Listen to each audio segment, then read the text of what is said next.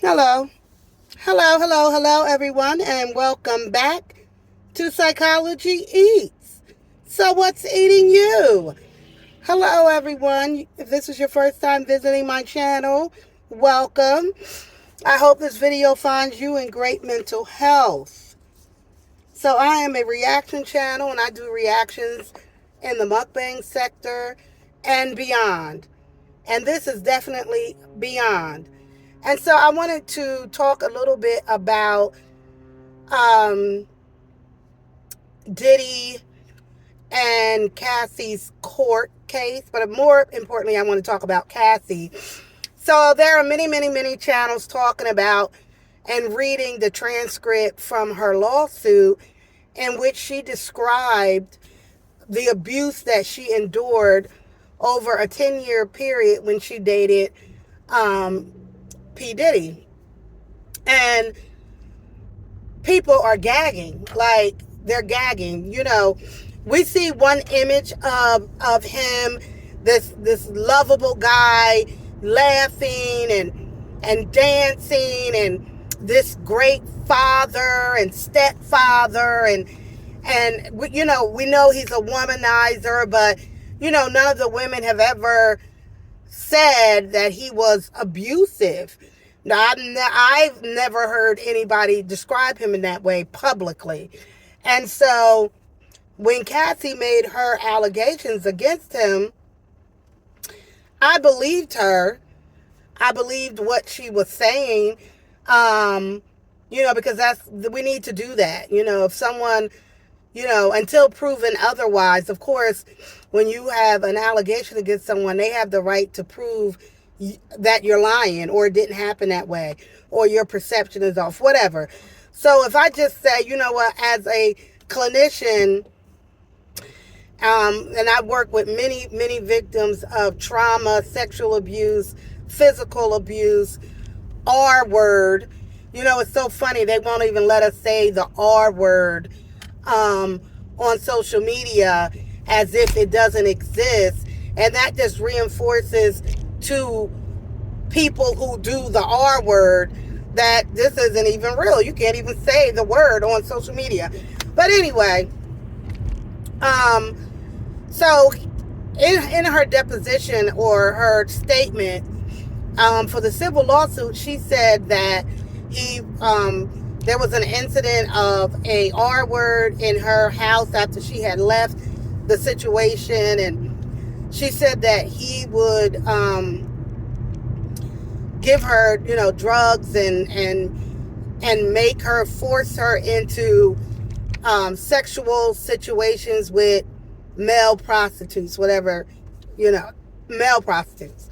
And people are really like, there are people who believe her and people who say, it's no way this guy did that. I'm going to go and just say, let's say all of it is true. And just hearing the parts that she was willing to disclose was hard enough. But as someone who has worked with and treated men and women of sexual trauma and abuse, there's more to that story. There's so much more that she didn't even tell her lawyers and the people who interviewed her.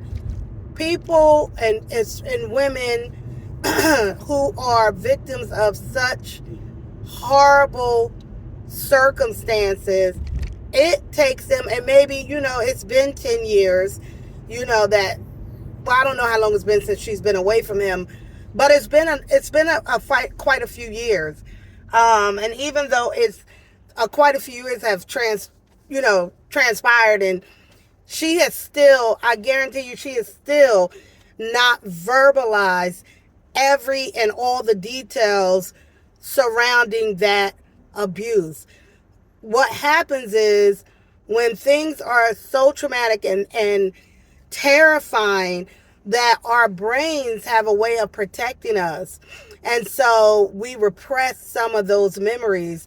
And through therapies psychotherapy is when you're able to in the confines of the therapeutic relationship, be able to talk about and tell more and more details regarding your abuse. That for her happened over a 10-year span. So something she's probably repressed and she doesn't remember it. It's in her subconscious in a way. So that's my point. Like, we're all like so shocked, most of us, and many of us, who heard the details that she was willing to share. But it's more. It's way more. It's a lot more. I'm gonna say allegedly, but as a clinician of 30 years working with people in mental health, and psychology and psychiatry, it's more to that story. And the more details, well, now because she has decided to settle the case, she will not be able to write that book. But here's the thing about, if I can't write the book and tell you my story, I can have someone else do it. And so there is still a way for her to be able to tell her story. You can tell your story and put it as a fictional story, but it's really your story. So I think the world needs to know the details of his mind and, the monster that it sounds like he is. And I believe there will be more people that's going to come out and say, he did this to me, especially if he's going in the world of, sex trade. And, usually people in the sex trade, they know how to keep a secret. They're not going to expose anything. They've been paid for a job or whatever.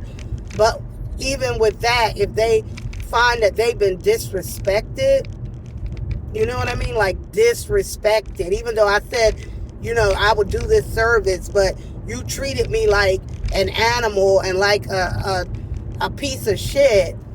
There may be some people out there willing to tell those stories.